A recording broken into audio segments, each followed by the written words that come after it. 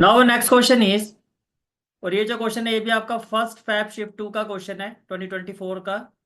The lines L1 L2 up to L20 are distinct. आपको कहा जा रहा है there are 20 distinct lines for n is equal to 1 2 3 up to 10। All the lines L2n-1, ये जो form है ये किसको रिप्रेजेंट कर रही है? पैरेलल लाइंस को, are parallel to each other. And all the lines L2n, ये जो फॉर्म ऑफ लाइन है ये किसको रिप्रेजेंट कर रहा है? Passing through a given point. यानी कि ये जो रिप्रेजेंटेशन है ये किसकी है? पैरेलल लाइंस की। और ये जो रिप्रेजेंटेशन है कॉन्ग्रुएंट लाइंस की, line passing through the one point, through a given point P. Maximum number of point of intersection, ये होता है पॉइंट, मतलब जिस पॉइंट से दो लाइंस इंटरसेक्ट कर रही है इसको कहा जाता है point of intersection of a pair of lines. Pair of lines is equal to, ठीक है। अब देखो सबसे पहले यहाँ पर समझने वाली बात यह है कि as per question parallel lines की पैरेलल लाइंस किसको रिप्रेजेंट कर रहा है? L2n-1, और n की वैल्यू 1 2 3 अप टू 10। तो अगर मैं n की जगह 1 रखूंगा तो n की जगह 1 रखोगे तो ये हो जाएगा L1। n की जगह अगर हम 2 रखेंगे तो ये हो जाएगा L3।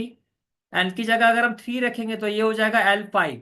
इसी तरह n की जगह अगर हम 10 रखेंगे तो ये हो जाएगा L19। तो ये तो होगी पैरेलल लाइंस L1 L3, यानी कि जो ऑड नंबर वाली लाइंस है सारी पैरेलल लाइंस होंगी। ये आपकी प्रेजेंट ये जो है ये सारी की सारी क्या है? पैरेलल लाइंस है।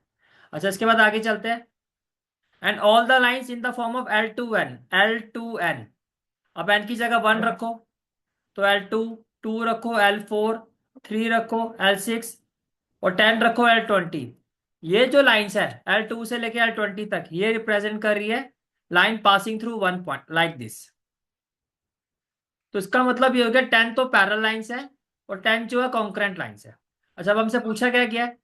Maximum number of point of intersection of a pair of line from the set is equal to, कितने पॉइंट ऑफ इंटरसेक्शन होंगे? तो कोई इसको हम दो मेथड से सॉल्व कर सकते हैं। फर्स्ट मेथड, भैया एक पैरेलल लाइंस और एक ये वाली कॉन्करेंट लाइंस।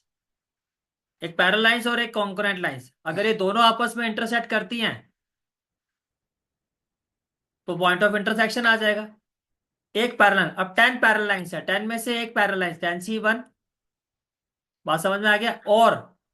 और हमें चाहिए एक कॉन्ग्रुएंट लाइंस 10C1, ठीक है।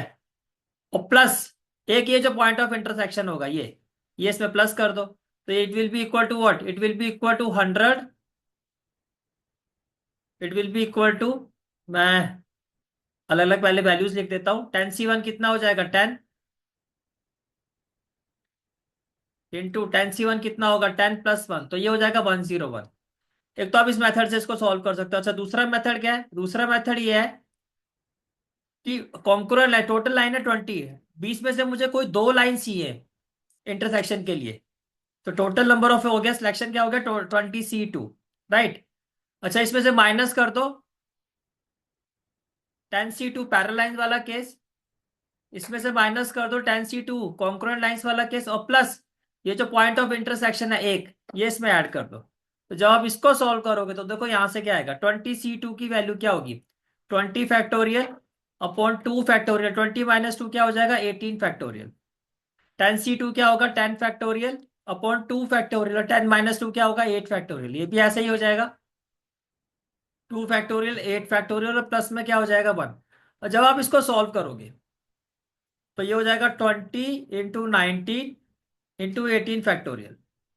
और 2 फैक्टोरियल हो गया 2, और इंटू में क्या हो गया? 18 फैक्टोरियल माइनस। जब हम इस वैल्यू को सॉल्व करेंगे तो ये हो जाएगा 10 × 9 × 8 फैक्टोरियल अपॉन 2 × 8 फैक्टोरियल। और ये वाली जो वैल्यू ये भी सेम हो जाएगा 10 × 9 × 8 फैक्टोरियल अपॉन 2 × 8 फैक्टोरियल। और प्लस में क्या हो जाएगा? 1 हो जाएगा, राइट। तो finally what we will have, it will be equal to, देखो ये कैंसिल हो जाएगा, 2 × 10 = 20 तो ये हो जाएगा 190। ये कैंसिल हो जाएगा, 2 × 5 = 10, 9 × 5 क्या हो जाएगा? 45। इसको सॉल्व करके भी क्या आएगा? सेम वैल्यू है, तो ये भी क्या आएगा? 45 + 1। तो देखो 190 + 1 तो 191 - 90 तो ये आ गया 101। तो आप कैसे भी करो आंसर आपका 101 आएगा। तो आप किसी भी मेथड से आप कर सकते हो। This is the method 2 and this is the method 1 and this final answer of this question is 101। Okay. So this is the analysis of this question. Let's move to the next question.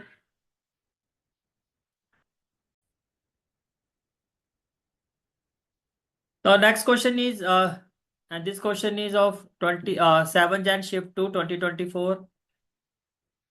और question देखो क्या है आपका. Your question is